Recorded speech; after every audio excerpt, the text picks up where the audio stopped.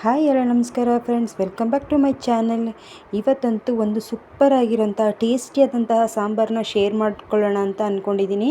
ಇದು ಬೆರಕೆ ಸೊಪ್ಪಿನ ಮಸಪ್ ಸಾಂಬಾರಾಗಿರುತ್ತೆ. Video full ನೋಡಿ ನಾನು ಯಾವ ರೀತಿ ಮಾಡ್ತೀನಿ ಅನ್ನೋದನ್ನು ಶೇರ್ ಮಾಡ್ಕೊಳ್ತಾ ಇದ್ದೀನಿ. ಅದಕ್ಕಿಂತ ಮುಂಚೆ ನನ್ನ ಚಾನಲ್ನ ಹೊಸದಾಗಿ ನೋಡೋರು ಸಬ್ಸ್ಕ್ರೈಬ್ ಮಾಡಿ ನೋಡಿ, ಪಕ್ಕದಲ್ಲಿರುವ ಬೆಲ್ಲೈಕನ್ನ ಕ್ಲಿಕ್ ಮಾಡಿ. ಹಾಗೆ ವಿಡಿಯೋ ಇಷ್ಟದಲ್ಲಿ ನಿಮ್ಮ ಫ್ರೆಂಡ್ಸ್ ಹಾಗೆ ಫ್ಯಾಮಿಲಿ ಜೊತೆ ವಿಡಿಯೋ ಶೇರ್ ಮಾಡಿ ಅಂತ ಹೇಳ್ತಾ ಇವತ್ತಿನ ರೆಸಿಪಿನ ಶುರು ಮಾಡೋಣ. ಇಲ್ಲಿ ನಾನು ಸ್ವಲ್ಪ ಬೇಳೆ ತಗೊಳ್ತಾ ಇದ್ದೀನಿ. ಒಂದು 4 ಸ್ಪೂನ್ ಆಗೋಷ್ಟು ಬೇಳೆ ತೊಗೊಂಡಿದ್ದೀನಿ. ಇದನ್ನು ಚೆನ್ನಾಗಿ ವಾಶ್ ಮಾಡಿ ಇದಕ್ಕೆ ಸ್ವಲ್ಪ ಆಯಿಲು ಹಾಗೆಯೇ ಸ್ವಲ್ಪ ಅರಿಶಿಣ ಹಾಕಿ ನಾನಿಲ್ಲಿ ಬೇಯಿಸೋದಕ್ಕೆ ಇಟ್ಕೊಳ್ತಾ ಇದ್ದೀನಿ. ನೋಡಿರಿ, ತೊಳೆದು ಈ ರೀತಿ ಹಾಕ್ಕೊಳ್ತಾ ಇದ್ದೀನಿ. ಸ್ವಲ್ಪ ಬೇಳೆ ಸಾಕಾಗುತ್ತೆ. ಫಸ್ಟ್ ನೀವು ಬೇಳೆ ಹಾಕೋಬೇಕಾಗುತ್ತೆ. ಅದಾದ ನಂತರ ನಾನಿಲ್ಲಿ ಟೊಮೆಟೊ ಹಾಕ್ಕೊಳ್ತಾ ಇದ್ದೀನಿ. ಒಂದು 5 ಟೊಮೆಟೊ, ಒಂದು ಈರುಳ್ಳಿ, ಸ್ವಲ್ಪ ಕೊತ್ತಂಬರಿ ಸೊಪ್ಪು, ಒಂದು 7 ಬೆಳ್ಳುಳ್ಳಿ, ಹಾಗೆ ಖಾರಕ್ಕೆ ಒಂದು 7 ಹಸಿಮೆಣ್ಸಿನ್ಕಾಯಿನ ಹಾಕ್ಕೊಂಡಿದ್ದೀನಿ. ಇದಕ್ಕೆ ಬೇರೆ ಸಾಂಬಾರು ಪೌಡ್ರ್ ನಾನು ಏನು ಯೂಸ್ ಮಾಡ್ತಿಲ್ಲ, ಹಸಿಮೆಣ್ಸಿನ್ಕಾಯಿ ಅಷ್ಟೇ ಹಾಕ್ತಾ ಇರೋದು, ಗ್ರೀನಿಶ್ ಆಗಿ ಬರಲಿ ಸಾಂಬಾರು ಅಂತ ಹೇಳಿಬಿಟ್ಟು. ಇದಿಷ್ಟು ಆದಮೇಲೆ ನಾನು ಜೀರಿಗೆ ಪುಡಿ ಬಳಸ್ತಾ ಇದ್ದೀನಿ. ಟೇಸ್ಟ್ ತುಂಬ ಚೆನ್ನಾಗಿರುತ್ತೆ. ಜೀರಿಗೆ ಪುಡಿನ ಮಿಸ್ ಮಾಡಬೇಡಿ. ನಾನಿಲ್ಲಿ ಎಲ್ಲ ಥರದ ಬೆರಕೆ ಸೊಪ್ಪು ಹಾಕ್ತಾ ಇರೋದು. ನಿಮಗೆಲ್ಲರೂ ಸಿಕ್ಕಿದ್ರೆ ಈ ಥರ ಸೊಪ್ಪು ಇದನ್ನು ಯೂಸ್ ಮಾಡಿ, ತುಂಬ ಟೇಸ್ಟ್ ಚೆನ್ನಾಗಿರುತ್ತೆ. ಇದಿಷ್ಟು ಮೊದಲು ಹಾಕಿ ನಂತರ ಈ ಸೊಪ್ಪನ್ನು ವಾಶ್ ಮಾಡಿಟ್ಟಿದ್ದೆ, ಇದನ್ನು ಇವಾಗ ಹಾಕ್ಕೊಳ್ತಾ ಇದ್ದೀನಿ. ಇದನ್ನು ಕಟ್ ಮಾಡಬೇಕಂತ ಏನಿಲ್ಲ, ನಾವಿಲ್ಲಿ ಮಸೀತಿಲ್ಲ ಈ ಸೊಪ್ಪಿನ ಸಾಂಬಾರನ್ನ. ನಾನಿಲ್ಲಿ ರುಬ್ಬಿ ಮಾಡ್ತಾ ಇರೋದ್ರಿಂದ ಇದನ್ನು ಈ ರೀತಿನೇ ಹಾಕ್ಕೊಳ್ತಾ ಇದ್ದೀನಿ.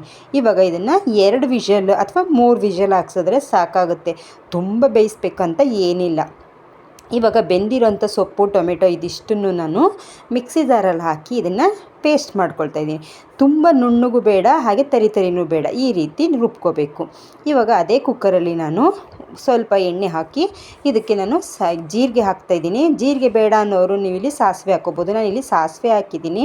ಹಾಗೆ ಒಂದು ಅರ್ಧ ಈರುಳ್ಳಿ, ಹಾಗೆ ಒಣಮೆಣಸಿನ್ಕಾಯಿ ಇಷ್ಟನ್ನು ಹಾಕಿದ್ದೀನಿ. ಹಾಗೆ ಒಂದೇ ಒಂದು ಆಲೂಗಡ್ಡೆ ಹಾಕ್ಕೊಳ್ತಾ ಇದ್ದೀನಿ. ಇದನ್ನು ಸಹ ಮಿಸ್ ಮಾಡಬೇಡಿ ಹಾಕಿ ಇದನ್ನು ಸ್ವಲ್ಪ ಬಾಡಿಸ್ಕೋಬೇಕು. ಸೊಪ್ಪನ್ನು ಬೇಯಿಸಿ ಸಹ ಮಾಡ್ಬೋದು. ನಮಗೆ ಬೇಯಿಸಿ ಮಾಡೋದೇ ಟೇಸ್ಟ್ ಚೆನ್ನಾಗಿರುತ್ತೆ ಅಂತ ಅನಿಸುತ್ತೆ. ಮಸ್ತ್ ಮಾಡಿದ್ರೆ ಚೆನ್ನಾಗಿ ಅದನ್ನು ಸೊಪ್ಪೆಲ್ಲ ಸ್ಮ್ಯಾಶ್ ಆಗೋ ಥರ ಅದನ್ನು ನಾವು ಮಸಿಬೇಕಾಗುತ್ತೆ. ಇವಾಗ ರುಬ್ಬಿರೋ ಅಂಥ ಸೊಪ್ಪಿನ ಎಲ್ಲ ಇದನ್ನು ಹಾಕ್ಬಿಟ್ಟು ಕುಕ್ಕರಲ್ಲಿ ಸ್ವಲ್ಪ ಉಪ್ಪು, ಟೇಸ್ಟಿಗೆ ಎಷ್ಟು ಬೇಕಷ್ಟು ಉಪ್ಪನ್ನು ಹಾಕೋಬೇಕು.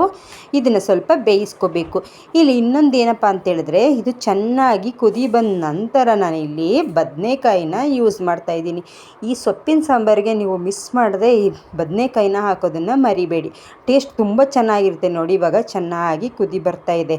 ಈ ಹಂತದಲ್ಲಿ ನಾವು ಉಪ್ಪನ್ನು ನೋಡಿಬಿಟ್ಟು, ನೀವು ಖಾರ ಇನ್ನೂ ಬೇಕಪ್ಪ ಅಂದರೆ ಸಾಂಬಾರು ಪೌಡ್ರನ್ನ ಹಾಕೋಬೋದು. ಇದಕ್ಕೆ ಯಾವುದೇ ಕಾರಣಕ್ಕೂ ಸಾಂಬಾರು ಪೌಡ್ರ್ ಹಾಕಿದ್ರೆ ಟೇಸ್ಟ್ ಚೆನ್ನಾಗಿ ಬರಲ್ಲ. ಹಸಿಮೆಣಸಿನ್ಕಾಯಿನೇ ಹಾಕೋಬೇಕಾಗುತ್ತೆ. ನೋಡಿ, ಈ ಹಂತದಲ್ಲಿ ನಾನು ಒಂದೇ ಒಂದು ಬದನೆಕಾಯಿನ ಹಾಕ್ಕೊಳ್ತಾ ಇರೋವಂಥದ್ದು. ಸ್ವಲ್ಪ ದಪ್ಪನೇ ಹಾಕ್ಕೊಳ್ತಾ ಇದ್ದೀನಿ. ನೀವು ಇಲ್ಲಿ ಏನು ಮಾಡಬೇಕಪ್ಪ ಅಂದರೆ, ಗ್ರೀನ್ ಕಲರ್ ಬದನೆಕಾಯಿ ಬರುತ್ತೆ, ಅದನ್ನು ಬೇಕಾದರೆ ಯೂಸ್ ಮಾಡ್ಕೋಬೋದು. ಅಂದರೆ ರೌಂಡ್ ಇದರಲ್ಲೇ ಗ್ರೀನ್ ಇರುತ್ತೆ, ಆ ಥರ ಬದನೆಕಾಯಿನ ಹಾಕಿ ತುಂಬ ಬೇಯಿಸಬೇಡಿ. ಅದು ಒಂದು 80% ಬೆಂದಿದ್ರೆ ಸೂಪರಾಗಿರುತ್ತೆ ಟೇಸ್ಟ್ ಅಂತೂ. ಇದನ್ನು ಬಿಸಿ ಮುದ್ದೆ ಜೊತೆಗೆ ಹಾಕೊಂಡು ತಿಂತಾಯಿದ್ರೆ ಎಷ್ಟು ಚೆನ್ನಾಗಿರುತ್ತೆ. ಮಸಪ್ ಸಾಂಬಾರು ಮತ್ತು ಮುದ್ದೆ ಅಂದ್ರೇ ಟೇಸ್ಟ್ ಅಲ್ವಾ. ನಮ್ಮ ಕರ್ನಾಟಕ ಸ್ಟೈಲ್, ಅದರಲ್ಲೂ ನಮ್ಮ ಮೈಸೂರು ಸೈಡಲ್ಲಂತೂ ಈ ಮುದ್ದೆ ಮಸಪ್ ಸಾಂಬಾರು ಅಂದರೆ ಯಾರಿಗೆ ತಾನೇ ಇಷ್ಟ ಆಗಲ್ಲ ಹೇಳಿ. ತುಂಬ ಟೇಸ್ಟ್ ಚೆನ್ನಾಗಿರುತ್ತೆ. ಮಕ್ಕಳಿಗಾಗಲಿ ಮನೇಲಿ ಎಲ್ಲರಿಗೂ ಸಹ ಈ ರೀತಿ ವೀಕ್ಲಿ ಒನ್ಸ್ ಆದರೂ ನೀವು ಈ ರೀತಿ ಬೆರಕೆ ಸೊಪ್ಪು, ಮಿಕ್ಸ್ ಸೊಪ್ಪು ಸಿಗುತ್ತಲ್ವ, ಅದನ್ನು ತಂದು ಪಾಲಕ್ ಸೊಪ್ಪು, ಸಬ್ಬಕ್ಕಿ ಸೊಪ್ಪು ಎಲ್ಲ ಹಾಕಿ ಮಾಡ್ತಾರೆ. ಆದರೆ ಈ ರೀತಿ ಒಂದು ಸಲ ಮಾಡಿ ನೋಡಿ. ವಿಡಿಯೋ ಇಷ್ಟ ಆದಲ್ಲಿ ನಿಮ್ಮ ಫ್ರೆಂಡ್ಸ್ ಹಾಗೆ ಫ್ಯಾಮಿಲಿ ಜೊತೆ ವಿಡಿಯೋನ ಶೇರ್ ಮಾಡಿ, ನನ್ನ ಚಾನಲ್ನ ಸಬ್ಸ್ಕ್ರೈಬ್ ಮಾಡಿ, ಹಾಗೆ ಸಪೋರ್ಟ್ ಮಾಡಿ. ಮತ್ತೊಂದು ರೆಸಿಪಿ ಜೊತೆ ಮತ್ತೆ ಸಿಗ್ತೀನಿ. ಅಲ್ಲಿವರೆಗೂ ಧನ್ಯವಾದಗಳು. Thank you for watching.